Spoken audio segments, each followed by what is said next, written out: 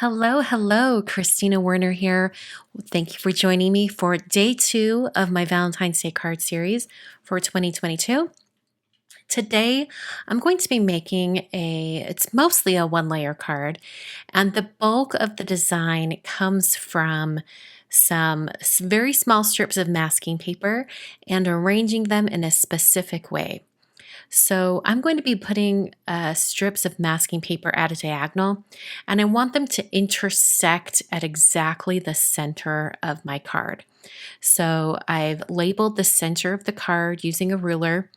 That ruler, by the way, is a T-square ruler from My Sweet Petunia. It's their new Misty rulers.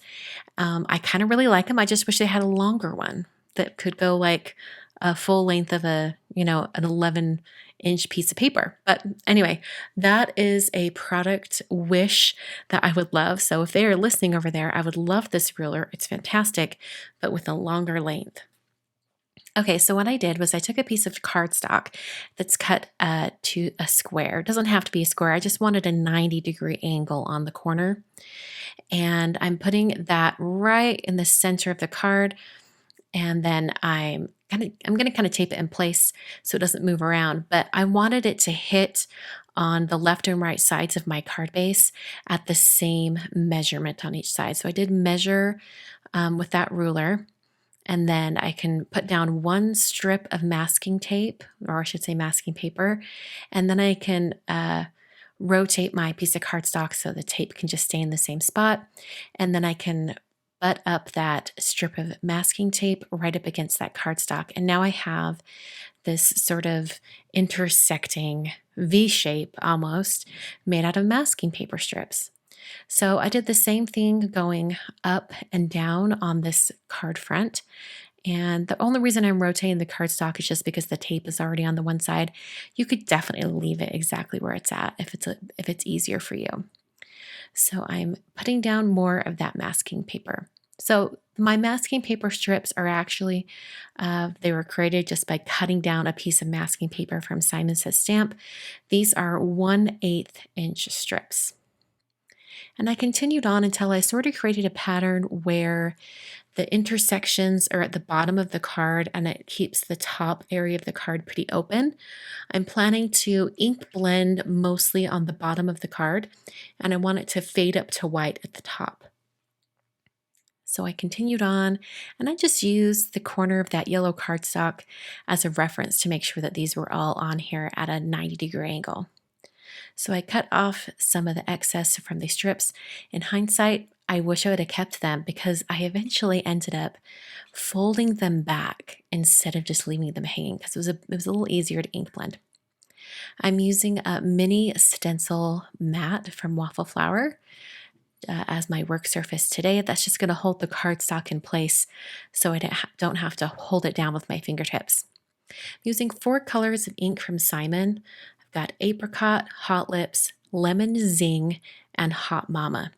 And I'm using 4 different blending brushes from Honeybee to blend on these colors. I want them to be fairly light. I don't want them to be super, super dark or anything because I'm planning to stamp my sentiment in black over the top. So I don't want them to be already very dark to begin with. So here I am folding back those strips of masking tape. It was just easier to work with it that way. So I'm going to speed up the video here so you can see all of the blending. But basically I wanted these really kind of almost candy-like colors, peach and yellow and purple and pink. Very traditional, in my view, Valentine's Day colors, almost pastel colors. I think they always look really fun. And just having them kind of intersect like this is a really neat design. You can see I probably put a black stamp on that ink pad there. It still works. The color is still great. I don't know what stamp that was, but it sure looks interesting. I'm coming in with the purple color and I'm just bringing that in on that corner. I'm going to go back and intensify some of the other shades just because the purple was pretty intense. And so I wanted that intensity to be matched by the other colors as well.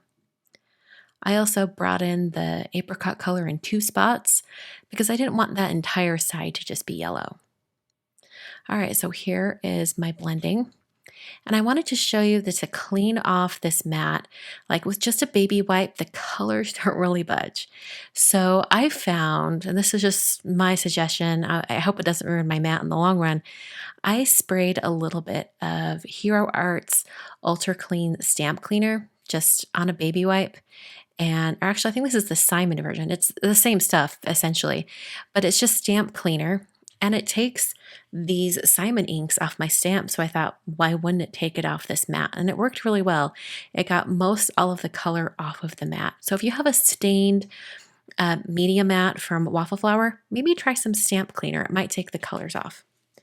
So I removed my masking strips. And this, like I've always said in the past, removing masking paper is like Christmas morning because you just don't know what it's going to look like until you start peeling off the masking tape. And it's so sharp, the edges are so clean. I just really love how it looks. So I continued pulling all of these off until I don't have any of them left. And all that I have left is my pattern. So pretty. I love that. So like I said before, I'm going to be stamping my greeting on the front of my card. I'm using the U stamp set from Honeybee, and I'm going to use the really large, big, bulky, all caps U for my main sentiment. Before I stamp, I decided I better erase some of those pencil lines I had earlier, and then I positioned the U stamp on top of this transparency grid sheet. It's available over at Simon Says Stamp, and it just allows you to move your stamp around on top of your project freely without it sticking to anything. You can kind of move it all around and then stick it to the door of your MISTI and pull off that transparency. And then your stamp is in the perfect position for stamping. I'm using some VersaFine Onyx Black ink. It's a nice dark black ink. In fact, I almost didn't have to stamp this twice. There was just one little spot on the O, the letter O, that I thought needed a bit more ink. So I did stamp it twice. And after stamping it twice, I have a very sharp, crisp image. Really love how that turned out. For the secondary greeting, I took some black cardstock. This is some Licorice Twist cardstock from Basil.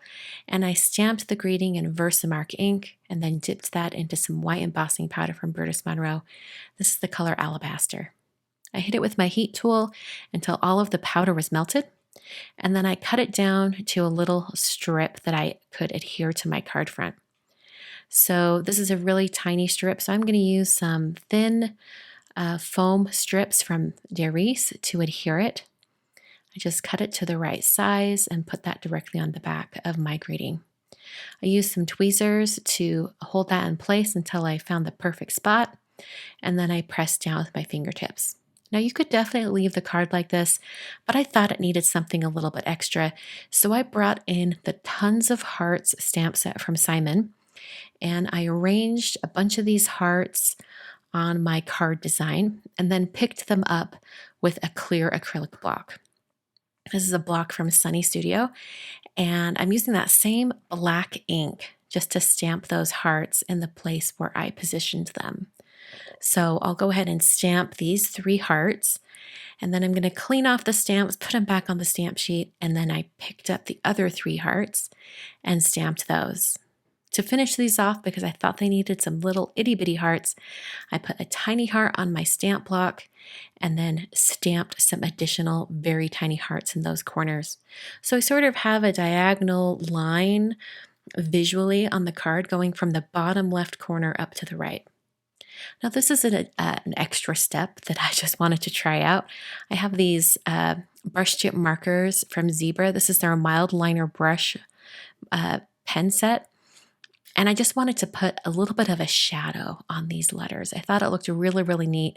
I love using this gray shade for adding shadows because it can be pretty subtle. Or if it's not dark enough, like I thought it was not dark enough here, you can do a second layer and it just intensifies that gray. I also added some shadows on the hearts, and it just gives it a more three-dimensional look. I really like how that turned out. For the most part, this card is completely flat, except for that Make Me Happy greeting that's popped up on the foam tape. Thanks so much for joining me today. This was day 2 of my Valentine's Day card series. I'll be back tomorrow, Wednesday, with a live here on YouTube. So please join me tomorrow at 6 p.m. Mountain Time. We will be making day 3 of the Valentine's Day card series. I already have it planned in my head, and it's going to be so super cute. I'm going to do some no-line watercoloring. So if you want to see that, make sure you come back tomorrow at 6 p.m. Mountain Time, or you can catch the edited for time replay that I will put up after the fact. Thanks for watching today, and I will see you guys in another video very soon.